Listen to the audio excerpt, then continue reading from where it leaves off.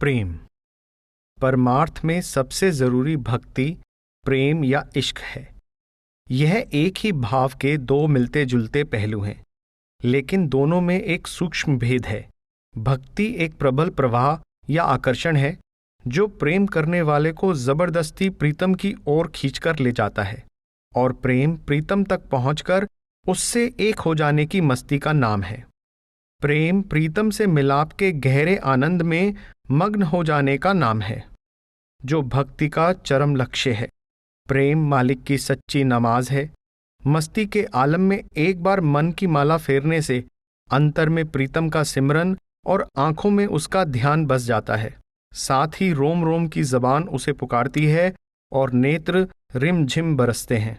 ऐसे सिमरन और ध्यान द्वारा प्रेमी जल्दी ही अपने आंसुओं की तेज धारा में बहता हुआ अपने दिल के काबे तक रसाई प्राप्त कर लेता है। बिना आंसुओं के खुश्क रोजे, नमाज और इबादत कोई फल नहीं दे सकता। सब जप, तप, ज्ञान और ध्यान प्रेम के बिना थोथे हैं। प्रेम से रहित साधक मालिक के भेद की प्राप्ति से खाली रह जाते हैं। वे मालिक की सच्ची भक्ति को नहीं पा सकते। 1000 बार इबादत करते रहो तो भी सच्चे नमाजी नहीं बन सकते। जिसको प्रेम का रस नहीं मिला, वह मालिक के रहस्य को जानने वाला नहीं हो सकता। मालिक से मिलने के लिए अनेक साधन अपनाए गए हैं, जैसे जप, तप, भक्ति, वैराग्य, ज्ञान, योग आदि, पर प्रेम इन सब में ऊंचा है। यह सब साधनों का प्राण है। इसके अलावा और जितने भी साधन हैं जो कुछ हद तक आत्मज्ञान कराने का दम भरते हैं, उनमें भी मालिक की निकटता का आभास कराने वाला मुख्य तत्व प्रेम ही है। जो साधन प्रेम के रंग से खाली हैं, उनसे कुछ प्राप्त नहीं हो सकता। उल्टे वे रोग बन जाते हैं। वह दिल मुबारक है जो प्रीतम के विरह की अग्नि में तप रहा है। वे आंखें मुबारक हैं जो अपने प्रीतम की याद में आंसुओं के मोती बिखेर रही हैं, क्योंकि आंखों से गिरे आंसू दिल की जमीन पर बरसकर मालिक के रहस्य के खुलने का मौसम पैदा कर देते हैं। जिस तरह रहमत भरी बारिश जमीन पर रंग बिरंगे फूल पैदा कर देती है, उसी तरह प्रीतम की याद में डूबे नयनों के आंसू रूहानियत के फूल खिला देते हैं। प्रेम सबसे बड़ा सत्य है, क्योंकि मालिक स्वयं प्रेम है। इसलिए उससे जल्दी से जल्दी मिलने का सबसे अधिक कारगर माध्यम प्रेम ही है। प्रेम की प्रशंसा सब ग्रंथों में मिलती है। सब ऋषि मुनि, पीर, पैगंबर और अन्य पूर्ण पुरुष प्रेम के पुजारी थे। गुरु गोविंद सिंह जी भी यही फरमाते हैं कि मैं सच सच कहता हूं कि जिन्होंने प्रेम किया उन्होंने ही प्रभु को पाया। साच कहो सुन लेओ सभे, जिन प्रेम कियो तिन ही प्रभ पायो। तुलसी साहिब ने भी कहा है कि जिन्होंने प्रेम किया उन्होंने ही प्रभु को पाया। प्रेम के बिना इस मार्ग में किसी के हाथ कुछ नहीं आया। प्रेम किया तिन ही प्रभ पायो, बिना प्रेम किछु हाथ न आयो। कबीर साहिब कहते हैं कि योगी, यति, तपस्वी, सन्यासी और सूफी कोई भी प्रेम के बिना निज धाम यानी सद्गुरु के देश नहीं पहुंच सकता। जोगी जंगम सेवड़ा, सन्यासी दरवेश, बिना प्रेम पहुंचे नहीं दुर्लभ सद्गुरु देश। सब पारमार्थिक साधन केवल प्रेम को जागृत करने के लिए किए जाते हैं। अगर प्रेम ना हो तो हर इबादत खुश्क है। प्रेम के आने पर सब नियामतें इकट्ठी हो जाती हैं और इसके जाने पर सब नियामतें खत्म हो जाती हैं। घर बार, कार्य व्यवहार या किसी भी वर्ग में प्रेम का एक कण मिला दो तो सर्वत्र सुख चैन व्याप्त हो जाता है। मालिक और उसकी उत्पन्न की हुई सृष्टि से प्रेम पैदा हो जाता है। सभी उसमें बराबर के हिस्सेदार मालूम होते हैं और कोई भी पराया दिखाई नहीं देता। गुरु अर्जुन देव जी फरमाते हैं, सभ्भे साजी वाल सदायन, तू किसे ना दिसे बाहरा जियो। प्रेम हमें यह आभास करवा देता है कि सब जीवों के साथ हमारा कुदरती संबंध है। एक ही मालिक हम सबका पिता है और हम सब उसके बच्चे हैं। इसलिए सबके साथ प्रेम करना चाहिए। प्रेम उत्पन्न होने पर हृदय से ईर्ष्या, द्वेष, घृणा आदि के भाव दूर हो जाते हैं। अपना सर्वस्व कुर्बान करना, अपना हृदय समर्पण करना प्रेम का मार्ग है। प्रेम निरंतर बना रहने वाला आकर्षण है। हृदय में प्रभु का सच्चा प्रेम उत्पन्न होने से जीव आवागमन से मुक्त हो जाता है। वह निरंतर एक रस अवस्था में लीन रहता है। इस अवस्था में उतार चढ़ाव नहीं है। प्रेम एक ऐसा बंधन है जो ना ढीला पड़ता है, ना कभी टूटता है। प्रेम संसार का प्राण और जीवन का रस है। यह पवित्रता और सादगी की जान है। इसके बिना संसार सूना है। यह जीवन को हरा भरा रखने वाला रस है। प्रेम कोई बनिए की दुकान नहीं जहां पैसा देकर उसे खरीद लिया जाए। यहां तो शरीर, प्राण और ईमान सब प्रीतम पर न्यौछावर करने पड़ते हैं। गुरु नानक साहिब फरमाते हैं, जो तो प्रेम खेलन का चाओ, सिर तर्क तली गली मेरी आओ, इत मारग पैर तरीजय, सिर दीजय कान न कीजय। प्रेम तर्क वितर्क करने, बहाने बनाने और अपने सत्य को सिद्ध करने का मार्ग नहीं है। इस पथ पर मजनू बनकर जाना पड़ता है।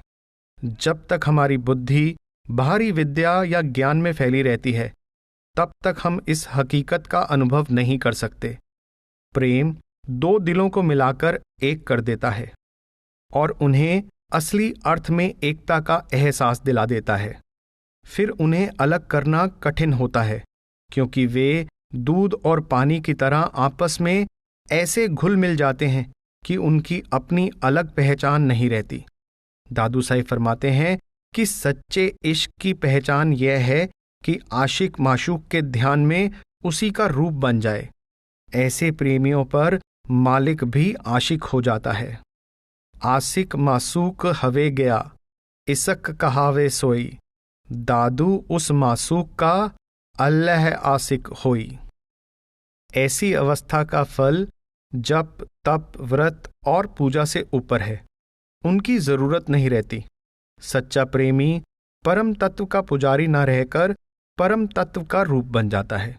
जो रसाई वर्षों तक अभ्यास करने से प्राप्त नहीं हो सकती, वह प्रेमी की आंखों से आंखें मिलाने से सहज ही प्राप्त हो जाती है। यह सच्चा मिलाप और योग है। परमार्थ में यही सब कुछ है। प्रेम एक ऐसा सुरूर है जो हमें शरीर और इससे संबंधित पाप और पुण्य दोनों से ऊपर उठाकर प्रीतम के साथ अभेद कर देता है। जिसे मालिक के पवित्र दर्शनों की अभिलाषा है, उसे चाहिए कि पहले प्रेम रूपी जल से अंतर की गंदगी और मैल को धोकर पवित्र और स्वच्छ हो जाए। प्रेम जगाने के साधन। आम तौर पर यह माना जाता है कि शरीयत या कर्मकांड धाये के समान हमारा पोषण करते हैं। उनका ध्येय हमारे मन में मालिक के प्रति प्रेम पैदा करना है। इसलिए केवल वे रीतियां और साधन उत्तम हैं जिनसे प्रेम की अग्नि प्रबल हो जाए और उसमें धर्म, जाति, कुल आदि सब भस्म हो जाए। परमात्मा प्रेम है और आत्मा उसकी अंश है। इसलिए प्रेम प्रत्येक जीव में मूल रूप में उपस्थित है, पर आत्मा का पर्दों से ढका होने के कारण यह गुप्त है। प्रेम एक प्रकार की आंतरिक अग्नि है जो प्रकट होते ही मन की संपूर्ण मलिनताओं को भस्म कर देती है। प्रेम आत्मा को पवित्र करके परमार्थ के हजारों वर्षों के मार्ग को पल में पार करवा देता है। इसके जागृत होने के दो ही साधन हैं, मालिक रूप सद्गुरु की बख्शिश और उसके बताए हुए साधन की कमाई। बिजली दो प्रकार की होती है। एक, प्रकृति के नियमों के अनुसार बादलों में प्रकट होने वाली। दूसरी, बाहरी साधनों द्वारा पैदा की जाने वाली। इसी प्रकार अपनी विशेष कृपा से गुरु अपने शिष्य के दिल को एक पल में अपने प्यार की दौलत से भर सकता है, जबकि सिमरन और ध्यान के अभ्यास से यह धीरे धीरे पनपता है। जैसे जैसे सिमरन और ध्यान से शिष्य के अंतर में श्रद्धा और प्रीति बढ़ती है, वैसे वैसे उसमें भी मालिक के प्रति वही प्यार पैदा होता है जिससे उस पर भी मालिक के प्रेम का सुरूर और रंग चढ़ता है। मालिक नाम यानी शब्द है, मालिक प्रेम है, इसलिए नाम यानी शब्द भी प्रेम है। ज्यों ज्यों आत्मा नाम के साथ जुड़ती है, प्रेम अंतर में उमड़ने लगता है। प्रेम किसी दुकान पर नहीं बिकता और ना ही कहीं खेतों में उगता है। इसका स्रोत प्रत्येक मनुष्य के अंतर में नाम यानी शब्द के रूप में मौजूद है। गुरु नानक साहिब फरमाते हैं कि नाम के बिना प्रीति प्यार संभव नहीं, और प्रीति प्यार से ही सच में वास हो सकता है। बिन नाम प्रीत प्यार नाही वसे, साच सुहेलिया। नाम केवल सद्गुरु से मिलता है, वह नाम का रूप होते हैं। इसलिए प्रेम की प्राप्ति का मुख्य साधन साधु संत और सद्गुरु का सत्संग और उनकी बख्शिश है। गुरु के बिना ना तो भक्ति हो सकती है और ना ही नाम के साथ प्यार हो सकता है। नाम को भी गुरु के प्रेम द्वारा ही प्राप्त कर सकते हैं। गुरु अमरदास जी फरमाते हैं, बिन सतगुर भगत न होवई, नाम न लगे प्यार। जन नानक नाम आराध्या, गुर कै हेत प्यार। गुरु भक्ति द्वारा प्रेम में भक्ति की उत्पत्ति होती है, जिससे अभ्यासी के हृदय का गुरु के हृदय के साथ संबंध स्थापित होता है। गुरु का प्रेम हृदय में कई प्रकार से उत्पन्न होता है। एक तो दर्शन से, दूसरे वार्तालाप से, और तीसरे उसकी याद और ध्यान से। इस प्रकार उसके उत्तम गुण और सुंदर स्वरूप हृदय में प्रवेश कर जाते हैं और शिष्य गुरु के रूप में ढलना शुरू हो जाता है। परमात्मा का अंश होने के कारण प्रत्येक आत्मा में प्रेम गुप्त रूप में मौजूद है। यह दो तरह से जागृत होता है। एक तो सद्गुरु की तरफ से बहती हुई प्रेम की धारा प्रेमी आत्मा को प्रेम में मग्न कर देती है, और दूसरे आध्यात्मिकता की राह पर चलने से प्रेम का रंग चढ़ता है। गुरु अर्जन साहिब फरमाते हैं कि दुनिया प्रेम का मार्ग नहीं जानती। अज्ञानवश यह मूर्खों की भांति भटकती रहती है और मालिक को भूलकर अंत में नरकों की भागी बनती है। पंथा प्रेम न जाने, भूली फिरे गवार। नानक हर बिसराए के, पौंदे नरक अंधियार। वैराग्य।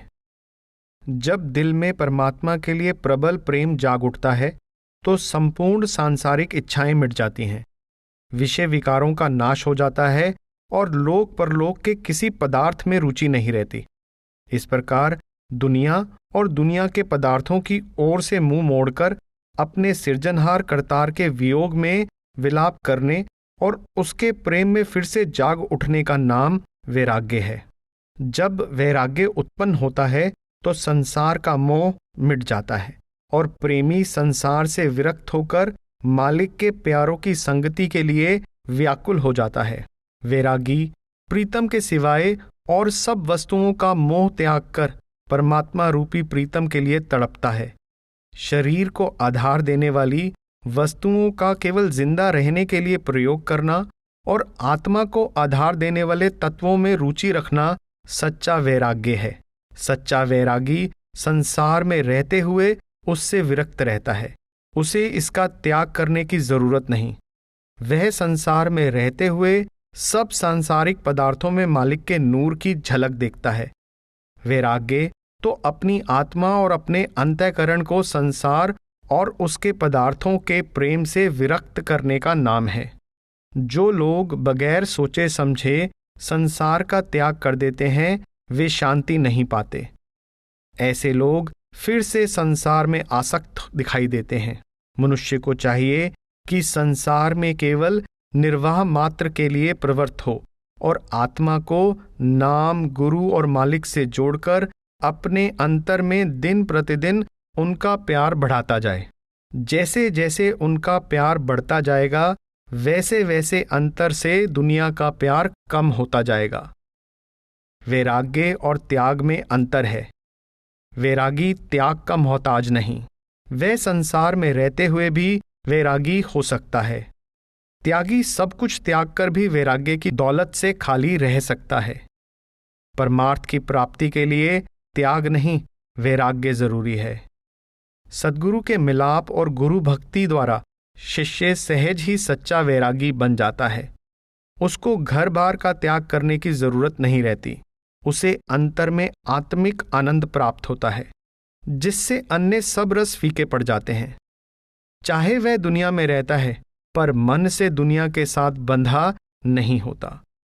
गुरु अर्जुन देव जी कहते हैं कि सद्गुरु शिष्य को सुरत शब्द योग की पूर्ण युक्ति प्रदान करके गृहस्थी में ही उदासीन रहने की युक्ति सिखा देते हैं, और शिष्य संसार का कार्य व्यवहार करते हुए भी मुक्ति प्राप्त कर लेता है।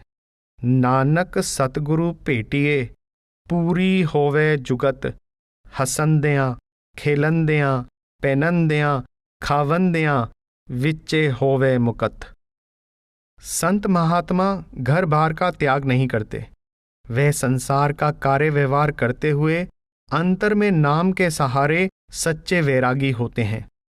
गुरु के प्रेम द्वारा हरि रंग में डूबा हुआ शिष्य भी संसार से निर्लेप होकर सच्चे वैराग्य का भागी बन जाता है। जिसको मालिक से मिलने की प्रबल चाह और गहरी लगन होती है, वह मालिक के बिना नहीं रह सकता।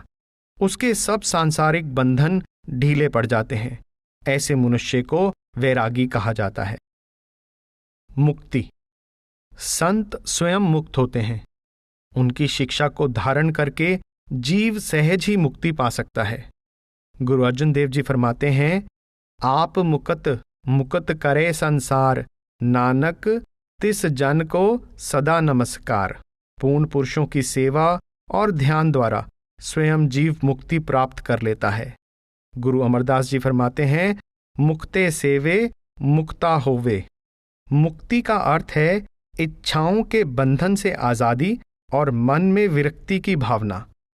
गुरु और मालिक के साथ जुड़ने से संसार के सब रस फीके पड़ जाते हैं और मन उनसे अनासक्त यानी बेताल्लुक हो जाता है।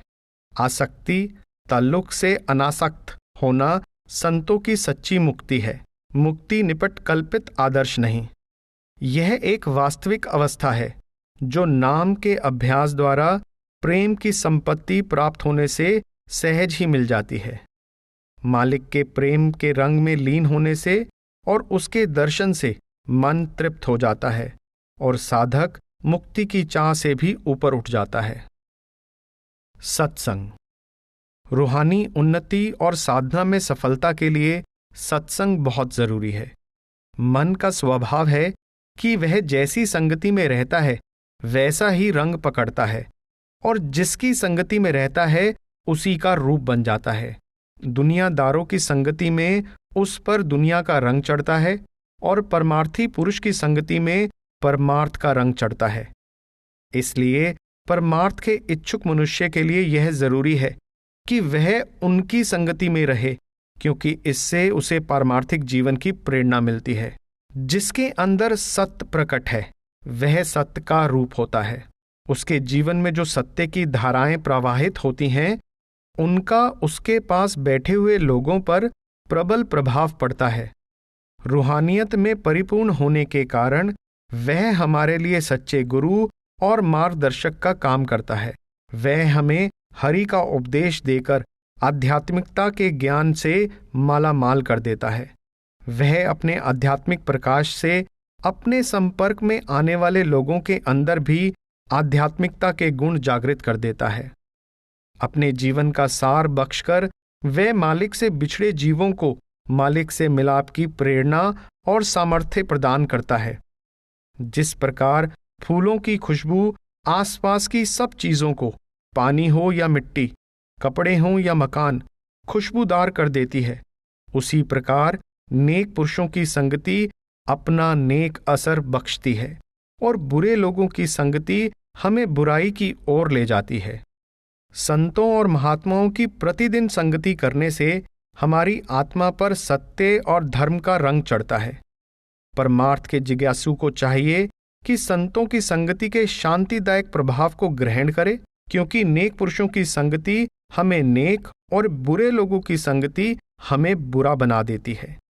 किसी महापुरुष की संगति से पूर्ण लाभ की प्राप्ति के लिए जरूरी है कि हम सच्चे और शुद्ध हृदय के साथ उसके पास बैठें, ताकि उसकी रूहानी धाराओं का प्रभाव ग्रहण कर सकें।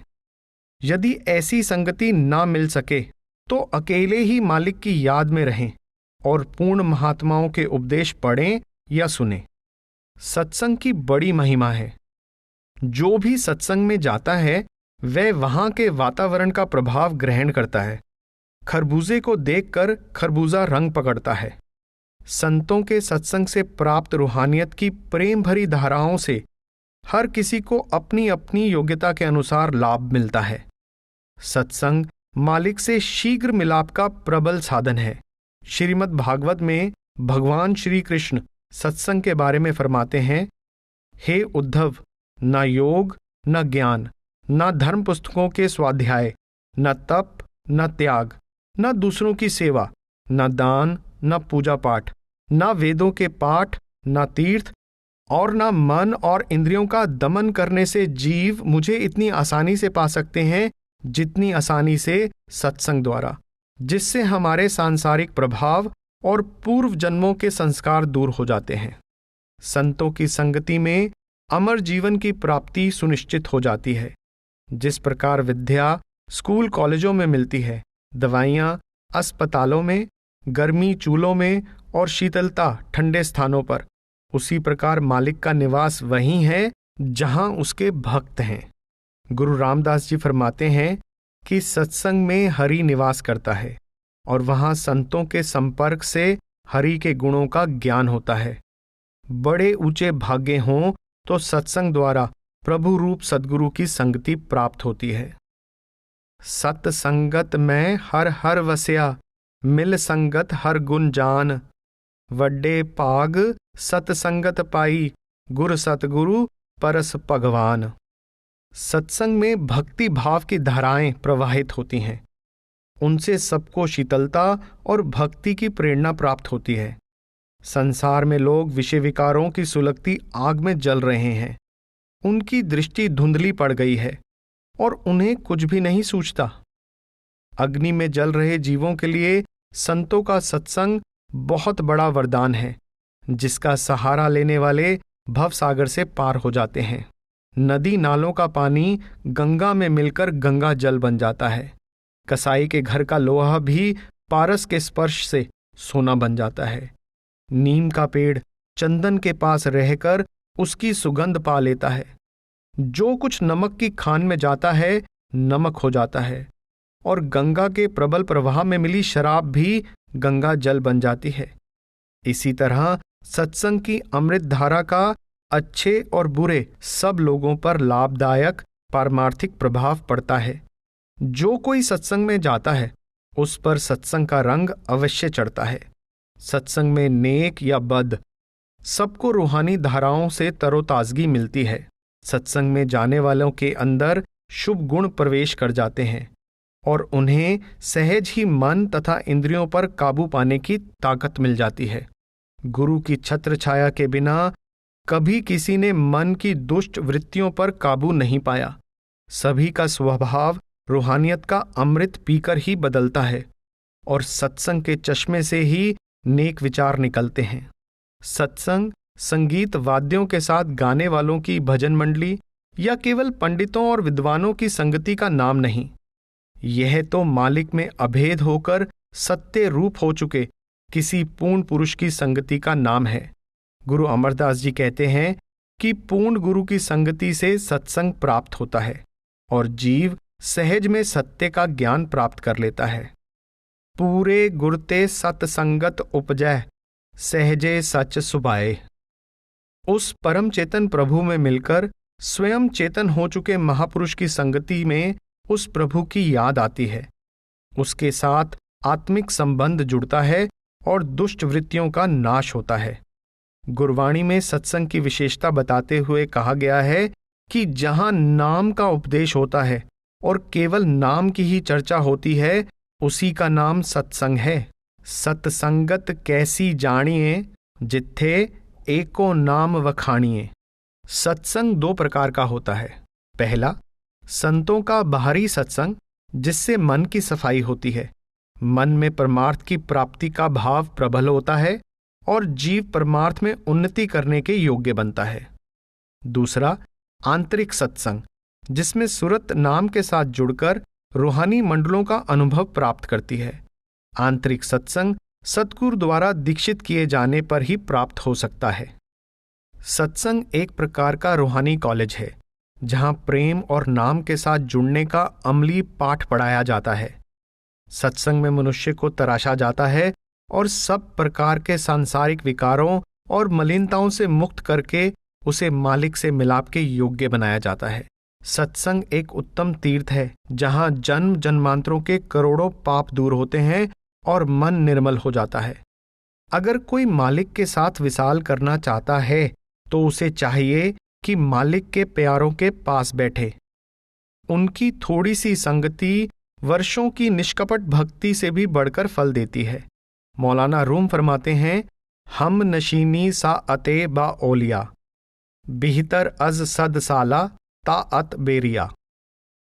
प्रार्थना रूहानी अभ्यास के क्षेत्र में कदम रखने से पहले और हालात को रूहानी जीवन के अनुकूल बनाए रखने के लिए परमात्मा या परमात्मा के प्रकट रूप सद्गुरु से सहायता की पुकार करना बहुत जरूरी है।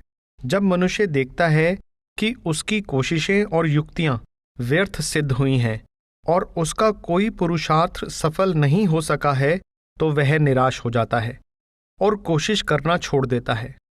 लेकिन सच्चाई को जानने वाला व्यक्ति पुरुषार्थ तो करता है, पर यह समझते हुए कि वह कुल मालिक सब कारणों का कारण है, वह पुरुषार्थ का फल मालिक पर छोड़ देता है।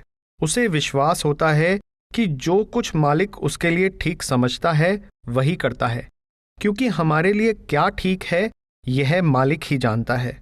यदि फल उसकी इच्छा के अनुसार हो तो वह मालिक का कृतज्ञ होता है। यदि उसकी इच्छा के विरुद्ध हो तो भी उसे प्रसन्नतापूर्वक स्वीकार कर लेता है। वह पग पग पर मालिक से सहायता के लिए पुकार करता रहता है, क्योंकि कई ऐसी बातें हैं जो हमारे प्रयत्नों और पुरुषार्थ से परे होती हैं। सहायता की इस पुकार को प्रार्थना या अरदास कहते हैं। मालिक संपूर्ण शक्तियों का भंडार है और हमारा हृदय उसके रहने का स्थान है। जब हम उस मालिक का ध्यान करते हैं तो हमें उससे शक्ति प्राप्त होती है तथा संकट से छुटकारा पाने का सुझाव मिल जाता है, और साथ ही सब्र, संतोष, धैर्य, मुसीबत को सहने का बल और साहस भी आ जाता है। हमारी आत्मा मालिक की अंश है और इसमें अपार शक्ति है। प्रार्थना के समय चित्त वृत्तियों के एकाग्र हो जाने पर मनुष्य उस शक्ति से लाभ उठाता है। जो लोग आंतरिक भेद से वाकिफ है वे अपने अंतर में प्रवेश करके अरदास करते हैं और मालिक की दया से लाभ उठाते हैं। अन्य लोग बाहर मंदिरों मस्जिदों में जाकर हाथ पसारते हैं। उनको उनके मन की एकाग्रता और विश्वास के अनुसार फल मिलता है। प्रार्थना एक विश्वव्यापी भावना है। जब मनुष्य अपने अंदर अपनी जरूरत को पूरा करने के लिए उचित ताकत नहीं पाता तो वह किसी ऊंची हस्ती से सहायता चाहता है जो उसके विचार में उसका कष्ट दूर कर सकती है और करने के लिए तैयार भी है। इसी तरह जब कोई विपत्ति आ जाए, दुश्मन प्रबल हो जाए या कोई ऐसी कठिनाई आ जाए जिसको हल करने की युक्ति दिखाई ना दे, तो वह मालिक से या उन हस्तियों से सहायता मांगता है जो मालिक से जुड़ी हुई हैं। इसको प्रार्थना कहा जाता है। सब धर्मों में यह बताया गया है कि मुर्शिद या मालिक से प्रार्थना द्वारा ही सब आत्मिक पूर्णताएं प्राप्त की जा सकती हैं। प्रार्थना ही जीव का मालिक से संबंध जोड़ने का सबसे अच्छा, सीधा और स्वाभाविक साधन है। प्रार्थना की आवश्यकता। जब तक साधक का परमात्मा से मिलाप नहीं हो जाता, उसे व्यक्तिगत, धार्मिक, कौमी, मुल्की और अन्य जरूरतें पूरी करने के लिए प्रार्थना की जरूरत होती है। इससे मन और इंद्रियों के विकारों से बचने में मदद मिलती है और यह आत्मा और परमात्मा के मिलाप का साधन बनती है। मालिक सब कारणों का कारण है। वह सब शक्तियों का स्रोत है और सब शक्तियां उसके सहारे चल रही हैं। जो मांगना है उससे मांगो। मालिक के दरबार में किसी चीज की कमी नहीं। सब देवी देवता, फरिश्ते आदि मालिक के अधीन हैं और सब कुल मालिक से ही ताकत लेते हैं। इसलिए कुछ मांगना है तो कुल मालिक से ही मांगो, जिसमें सब कार्य संवारने की शक्ति है। संतों का बल और भरोसा मालिक ही होता है। वे केवल उसके आगे अरदास करते हैं क्योंकि उनका दुख सुख सब उसी के पास है। देवी देवताओं आदि शक्तियों से मांगने से पूर्ण सफलता नहीं मिलती, क्योंकि वे केवल वही वस्तुएं दे सकती हैं जो उनके अधिकार में हैं। मुक्ति देना उनके अधिकार में नहीं। कुरान शरीफ में भी स्पष्ट बताया गया है कि मदद के लिए सिर्फ अपने खुदा को पुकारो। मालिक को तो हमने कभी देखा नहीं। जिसे हमने देखा नहीं उसमें पक्का विश्वास नहीं हो सकता। जहां पक्का भरोसा ही ना हो वहां प्रार्थना की सार्थकता कैसी। गुरु यानी मुर्शिद में परमात्मा का प्रकाश होता है। वह परमात्मा का ही प्रकट रूप होते हैं और उनके वचन परमात्मा के ही वचन होते हैं। इसलिए गुरु से मांगना मालिक से ही मांगना है। उनमें मालिक स्वयं प्रकट है। वह हर प्रकार से समर्थ हैं। यदि मांगना है तो मालिक से मांगो या उसके रूप सद्गुरु से। उनको छोड़कर किसी और के आगे प्रार्थना के लिए हाथ ना फैलाओ। प्रार्थना 3 प्रकार की होती है। पहली, धर्म पुस्तकों में लिखी हुई निर्धारित प्रार्थना, जिसका जबान द्वारा जोर जोर से उच्चारण किया जाता है। प्रार्थना प्रत्येक हृदय की अपनी आवाज है। जब तक हमारी प्रार्थना का हर लफ्ज हमारे अंतर से नहीं निकलता, उससे पूरा लाभ नहीं मिलता।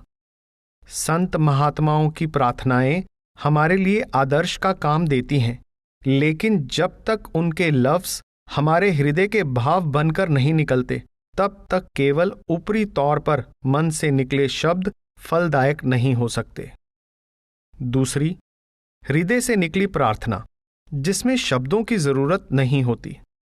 तीसरी, आत्मा द्वारा की जाने वाली प्रार्थना। दूसरे प्रकार की प्रार्थना पहली से ज्यादा अच्छी है। तीसरे प्रकार की प्रार्थना तो किसी विरले को ही नसीब होती है। प्रार्थना का स्थान। प्रार्थना करने के लिए किसी धर्मस्थल पर जाने की जरूरत नहीं। इसके लिए केवल भक्ति भरे हृदय की जरूरत है। संपूर्ण धरती ही धर्म स्थान है, क्योंकि यह उसी की रचना है। मालिक सब जगह व्याप्त है। वह केवल हमारे हाथों से बनाए हुए मंदिरों मस्जिदों में ही नहीं बसता। जिस जगह भी मालिक को याद करो वही जगह पवित्र है। घर बार, जंगलों, पहाड़ों, उजाड़ों, नदियों, नालों में जहां भी मालिक के आगे झुक जाएं, वही स्थान पवित्र है। मालिक से प्रार्थना करने का सच्चा स्थान हमारा शरीर है, जिसमें मालिक का निवास है। गुरु अमरदास जी फरमाते हैं, हर मंदर एह शरीर है, ज्ञान रतन प्रगट होए। प्रार्थना करने के लिए कहीं बाहर जाने की जरूरत नहीं। शरीर में प्रवेश करके उस मालिक के आगे प्रार्थना करो। कोई दूसरा ऐसा स्थान नहीं जिसमें शरीर जैसा एकांत हो। जिस प्रीतम के आगे प्रार्थना करनी है वह हमारे अंदर है, फिर बाहर दौड़ने की क्या जरूरत है। यह सुनिश्चित करने के लिए कि प्रार्थना आत्मा की गहराई से हो, ध्यान को शरीर से समेटकर अंतर में आत्मा की बैठक पर लाना जरूरी है। प्रार्थी को चाहिए कि वह अपने इष्ट को हाजिर नाजिर मानकर सच्चे हृदय से प्रार्थना करे। प्रार्थना की सार्थकता के लिए शील, सत्य और संतोष को धारण करने की भी जरूरत है। प्रार्थना के लिए किसी खास भाषा या शब्दों की जरूरत नहीं। वह तो केवल शुद्ध हृदय के भावों में पिरोई हुई होनी चाहिए। यदि हमारी प्रार्थनाएं बाहर से बड़ी सुंदर हों पर अंदर से हमारा जीवन मलिन हो, तो वे सब प्रार्थनाएं झूठी होंगी। जिस प्रार्थना में हमारे हृदय के उद्गार हों और जो नम्रता और प्रेम में रंगी हुई हो, उसी को मालिक सुनता है।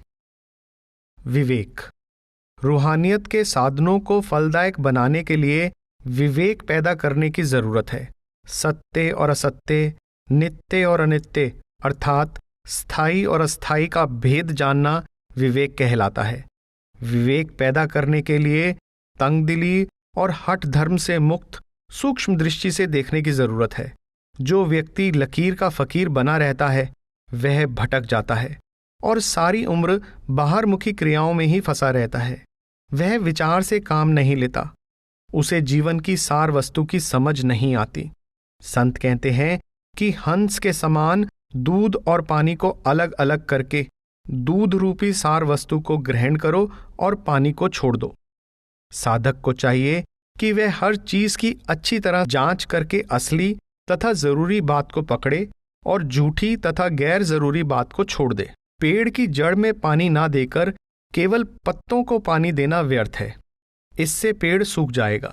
उसकी जड़ में पानी दो ताकि वह हरा भरा रहे। सच्चे नाम और गुरु की भक्ति जीवन रूपी वृक्ष की जड़ को पानी देने के समान है। इसमें और सब प्रकार की पूजा जैसे जप तप, तीर्थ व्रत, दान पुण्य, मौन आदि का फल भी आ जाता है। लेकिन नाम भक्ति के बिना कर्म धर्म पेड़ के पत्तों को पानी देने के समान है।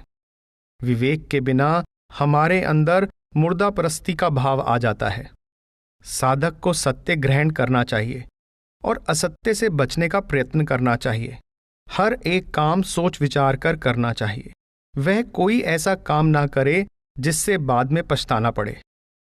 मालिक भी समझदारी और प्रेम के साथ की हुई सेवा पर प्रसन्न होता है। इसके द्वारा मनुष्य को मान मिलता है और वह सच्चे अर्थों में अर्शफुल मखलूकात यानी संपूर्ण सृष्टि का शिरोमणि कहला सकता है। निर्मल विवेक परमार्थ में उन्नति करने में सहायता देता है। किसी को दान देते समय भी विवेक से काम लेना चाहिए। गुरु नानक साहिब फरमाते हैं कि जो भी कार्य विवेक के बिना किए जाते हैं वे सब शैतानी काम बन जाते हैं। अकली साहिब सेविए, अकली पाइये मान, अकली पढ़ के बूझिए, अकली कीचे दान, नानक आखे राह ए होर गल्ला शैतान। गुरु अर्जुन साहिब प्रार्थना करते हैं कि हे मालिक, मुझे बुद्धि और विवेक दे। पाठ पढ़ने से या ग्रंथ पोथियों का विचार करने से या हठ योग की क्रियाओं यानी नोली आदि द्वारा काम, क्रोध, लोभ, मोह और अहंकार से छुटकारा नहीं हो सका। मैं अनेक साधन करके हार गया हूं और तेरे द्वार पर आ पड़ा हूं। तू मुझे विवेक का दान दे, क्योंकि इसके बिना वे सब साधन मुक्ति के बजाय बंधन के कारण बन जाते हैं। पाठ पढ़्यो और वेद विचार्यो, निवल पुहंगम सादे, पंच जना स्यों संग न छुटक्यो, अधिक अहम बुध बादे। प्यारे, इन बिद मिलन न जाई, मैं किए कर्म अनेका, हार पर्यो स्वामी कै द्वारे, दीजे बुध विवेका। कोई विरला गुरुमुख ही विवेकपूर्ण विचार के द्वारा मालिक को सत्य जानता है और उसके साथ प्रेम करता है। इस प्रेम से मन का अभिमान समाप्त हो जाता है और मोह माया की मैल उतर जाती है। बिना विवेक के मालिक की प्राप्ति नहीं हो सकती, और यदि मालिक की प्राप्ति नहीं हुई तो जीवन व्यर्थ है। इस तथ्य की समझ हमें संतों की संगति से ही आ सकती है। स्वामी जी कहते हैं कि यदि तुम इस भवसागर से पार उतरना चाहते हो तो संतों के पास बैठकर विचार करो। जो जग से तुम उबरा चाहो, संतन करो विचार। गुरु नानक साहिब समझाते हैं कि संतों का सच्चा विचार, सच्चा वक्खर, सच्चा व्यापार और सच्चा लाभ नाम की कमाई है। सच्चा वक्खर नाम है, सच्चा व्यापारा, लाहा नाम संसार है, गुरमति विचारा। विवेकशील व्यक्ति जानता है कि नाम सत्य है, गुरु सत्य है और आत्मा जो कि मालिक की अंश है वह भी सत्य है। संत महात्मा सबकी सांझी संपत्ति हैं। बाकी सब रीति रिवाज उनको जानने और उनके साथ संबंध बनाने के लिए हैं।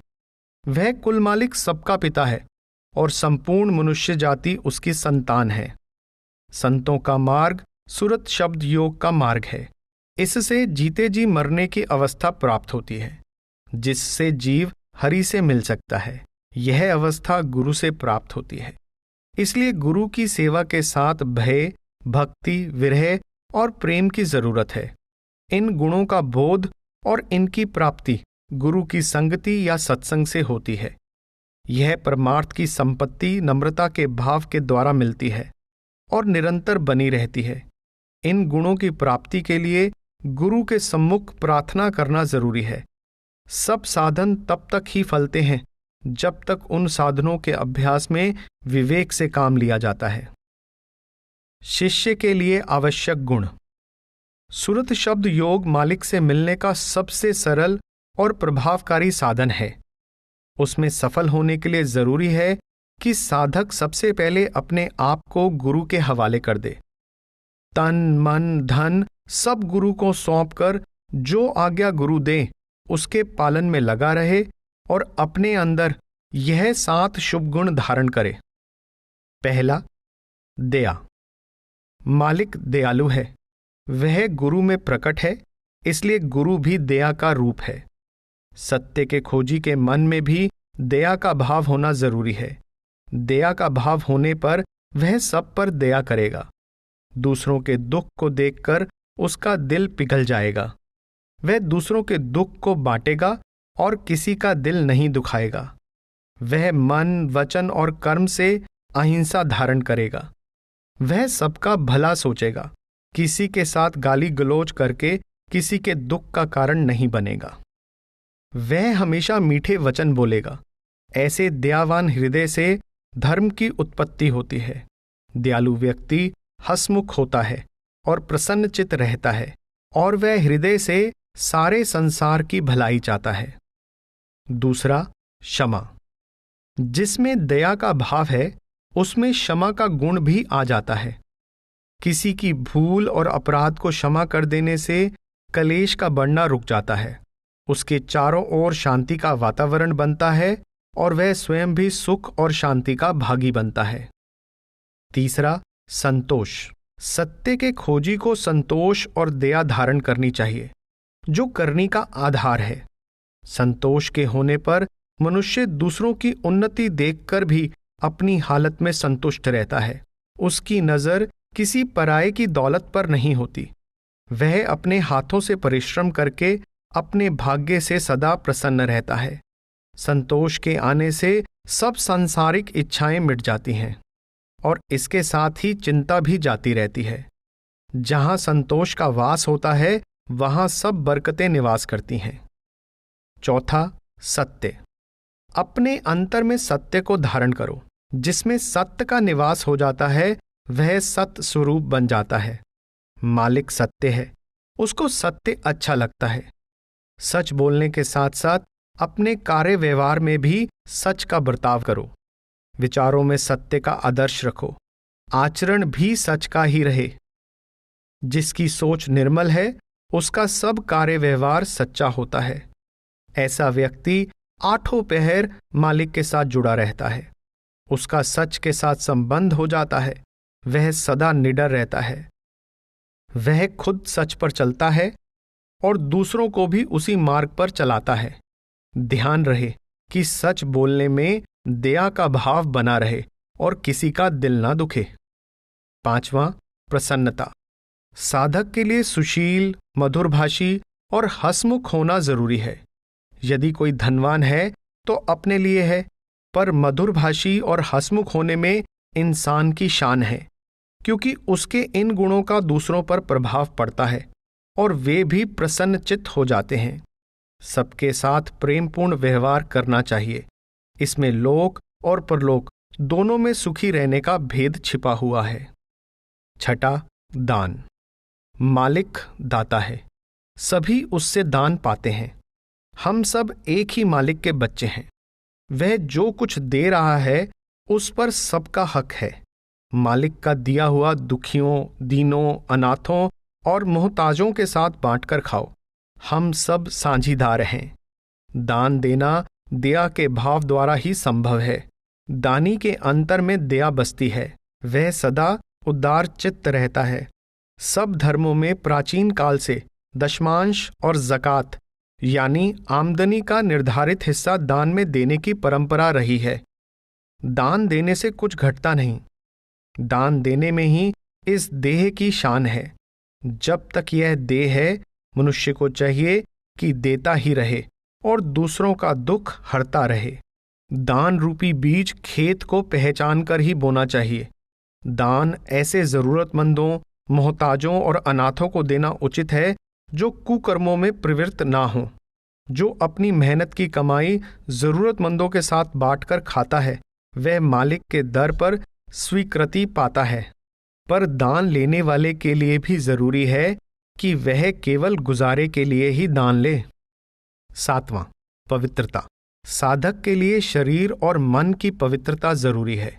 शरीर, वस्त्र, घर आदि की सफाई के साथ ही मन और इंद्रियों को वश में करके और नाम से जुड़कर आंतरिक पवित्रता भी धारण करनी चाहिए। मालिक के भजन के लिए हक हलाल की रोजी की जरूरत है, जिसमें पराये हक का खून ना मिला हो। सात्विक भोजन, संयम और शुभ आचार का विशेष ध्यान रखना चाहिए। शील को धारण किए बिना किसी कार्य में सफलता नहीं मिलती, चाहे वह सांसारिक हो या पारमार्थिक। इसलिए पूर्ण पवित्रता के लिए शुद्ध व्यवहार, शुद्ध आहार और शुद्ध आचार या शील को धारण करना बहुत जरूरी है। जब साधक अपने आप को बांसुरी की तरह सब वासनाओं से खाली कर देता है और पहले कहे गए गुणों से सुशोभित होकर सुरत शब्द योग का अभ्यास करता है, तो सद्गुरु उसकी शरीर रूपी बांसुरी में प्रेम पूर्वक अपना जीवन दान फूंक देता है और उसमें से मालिक की सुरीली ताने और स्वर सुनाकर संसार को अद्वैत की मस्ती के प्याले पिलाता है। अंतिम विनती। संसार के सब पदार्थ यहीं रह जाते हैं, वे अनित्य हैं। हम सारी उम्र इनमें लिप्त रहते हैं। मालिक नित्य है, अविनाशी है। शरीर जो अनित्य है और आत्मा जो मालिक की अंश होने के कारण नित्य है, के मेल का नाम मनुष्य है। शरीर आत्मा के उपयोग के लिए है और जीव का जगत से संबंध इस शरीर के कारण ही है। इसके पालन पोषण के लिए काम करो, पर इसकी शोभा आत्मा से ही है। शरीर का मान और महत्व केवल उसी समय तक है जब तक इसमें आत्मा का वास है। जहां हम दिन रात शरीर के कार्य व्यवहार में जुटे रहते हैं, वहां आत्मिक उन्नति और आत्मिक अनुभव प्राप्त करने के लिए भी समय देना चाहिए। हम शरीर और अन्य विद्याओं के बारे में बहुत कुछ जानते हैं, पर अपने आप के बारे में कुछ भी नहीं जानते। संत महात्माओं की संगति में यह समझ आती है कि मरना सच है और जीवन झूठ है। आयु दिनों दिन घट रही है। हर दिन, हर घंटा, हर मिनट और हर सेकंड हमें मृत्यु के निकट ले जा रहा है। यह संसार सदा रहने की जगह नहीं। हर जीव को अपनी अवधि समाप्त होने पर यहां से जाना पड़ता है। संसार कुसुम्भ के सुंदर फूलों के समान है। इनके सुंदर रंग को सत्य नहीं समझना चाहिए। मृत्यु के समय जब आत्मा शरीर से विदा लेती है, तो तन, धन आदि किसी पदार्थ का तिनके के समान भी मूल्य नहीं रहता। जीवन का मूल उद्देश्य कुल मालिक से मिलाप करना है। यह कार्य आत्मा को नाम के साथ जोड़ने से होता है। इसे कभी नहीं भूलना चाहिए। नाम के साथ जुड़ने में ही आत्मा और शरीर की शोभा है। इस देह में केवल आत्मा ही सार वस्तु और अमर पदार्थ है। उसको पहचानने की चिंता करो। नाम अनमोल है। नाम लोक परलोक दोनों में सहायक होता है। सद्गुरु से नाम का भेद लेकर तन मन से नाम की कमाई करो। यही मनुष्य जन्म को सफल बनाने का सच्चा साधन है। मनुष्य जन्म दुर्लभ है और यह मालिक से मिलने का अवसर है। जो कार्य हम करते हैं वे सब शरीर और उसकी आसक्तियों से संबंधित है। इन धंधों में से हमारी आत्मा के काम आने वाला कुछ भी नहीं। इसके काम आने वाला केवल सद्गुरु है, जिनसे नाम की प्राप्ति होती है। इसलिए मनुष्य जन्म को मालिक की भक्ति में लगाकर इससे लाभ उठाओ। गुरु अर्जुन देव जी फरमाते हैं, पई परापत मानुख देहुरिया, गोविंद मिलन की ए तेरी बरिया, अवर काज तेरे किते न काम, मिल साध संगत पज केवल नाम। राधा स्वामी सत्संग ब्यास की पुस्तक गुरमत सार का समापन। ऑडियो कॉपीराइट 2022, सर्वाधिकार सुरक्षित। राधा स्वामी सत्संग ब्यास।